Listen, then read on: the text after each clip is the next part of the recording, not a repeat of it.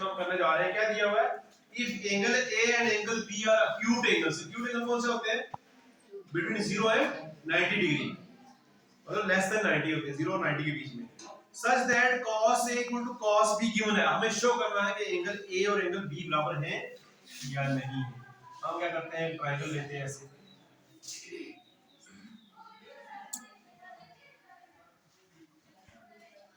C पे हम क्या मानते हैं, इसको C मानते हैं, इसको A मानते हैं, इसको B मानते हैं, ठीक है। ये 90 डिग्री का यहाँ है, ठीक है।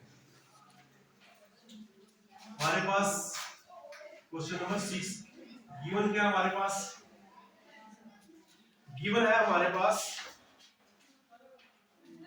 cos A equal to cos B। Prove क्या करना है, प्रूव करना है angle A is equal to angle B, ठीक है। यहां लिखते हैं हम, draw a triangle ABC।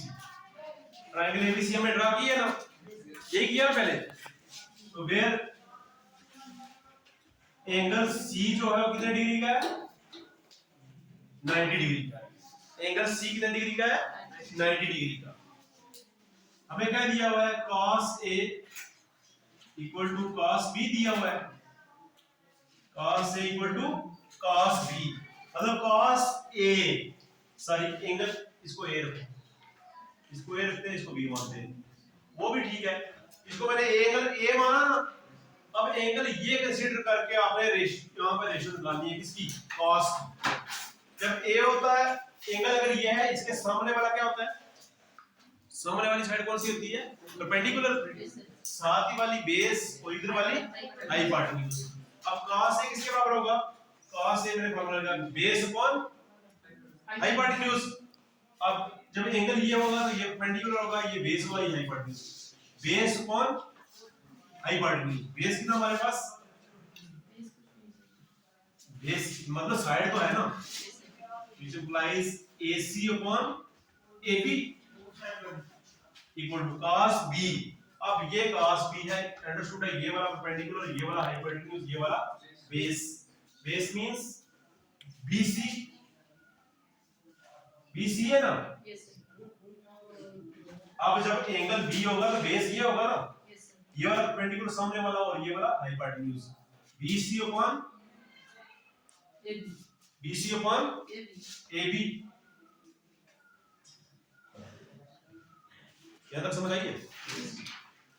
AB और AB कट जाएगा, which implies AC कितना होगा, AC equal to BC।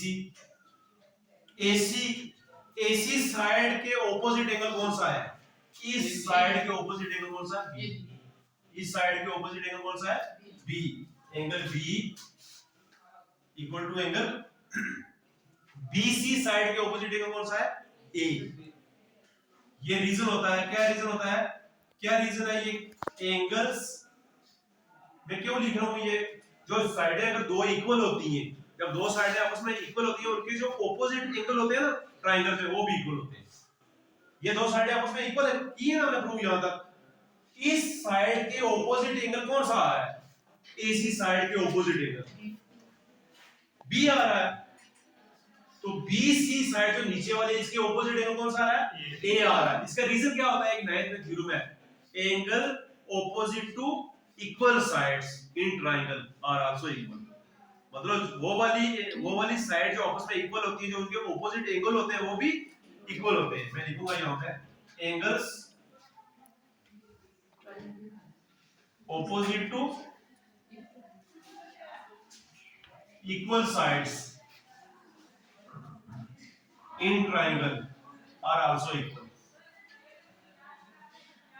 तो हमें यही प्रूव करना था, angle A is equal to angle B और B is equal to A। अगर B A के बराबर है तो AB, एंगल B A के बराबर है तो एंगल AB B के बराबर होगा ना। अब R इसको लिख सकते हैं, R angle A equal to angle B। Simple reason क्या है इसका, एक ट्रायंगल लेनी है, हमें गिवन दिया हुआ है cos A और cos B बराबर है, आपसे गिवन दिया हुआ है, ऊपर भी लिखा मैंने तो cos A जब एंगल A को लेंगे तो नीचे वाला परपेंडिकुलर होगा, इधर वाला बेस उधर वाला हाइपोटेन्यूज। यहाँ पे जब हम पुट करेंगे cos A के बराबर होता है बेस अपॉन हाइपोटेन्यूज, यहाँ भी बेस अपॉन हाइपोटेन्यूज, AB और AB इक्वल है, काट लेंगे तो ये साइड इस साइड के बराबर है। एक यहाँ पे एक और रिजल्ट लगता है, कौन सा रिजल्ट लगता है, अगर दो साइडें आपस में ट्रायंगल में इक्वल है तो उनके जो ऑपोजिट एंगल होते हैं वो भी क्या होते हैं, आपस में इक्वल होते हैं। हमें यही प्रूव करना था, angle A equal to angle